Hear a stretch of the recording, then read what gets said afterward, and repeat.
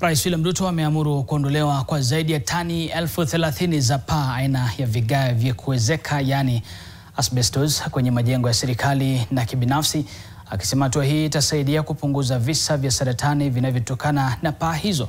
Kulingana na shirika la afya duniani, aina 6 za vigae vya kuezeka vimethibitishwa kusababisha saratani ya mapafu, mrija wa hewa, nyungu ya mayai ya kike na mizunguko ya moyo pamoja na figo. Mwanahabari wetu wa afya na sayansi Bridget Ngana ana maelezo ya kina.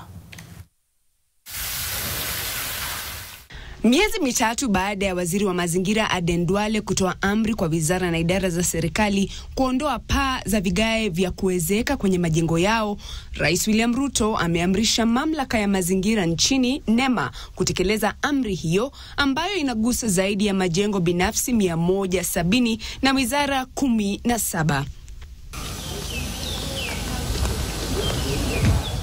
Kulingana na wizara ya mazingira, wizara ya fedha ndio inaongoza kwa majengo yaliyo na paa za vigae kwa tani 8,048, ikifuatwa na wizara ya ardhi iliyo na paa lenye tani 4,941, wizara ya usalama wa ndani ikichukua nafasi ya 3 kwa tani 4,669, ikifuatwa na wizara ya elimu kwa nafasi ya 4 na tani 3,180, wizara ya afya ikiwa nafasi ya 5 kwenye jedwali na tani 2,144.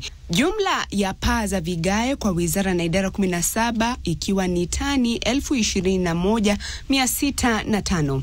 Majengo ya kibinafsi yakiwemo hospitali na biashara 171 zikiwa na jumla ya tani 8,467.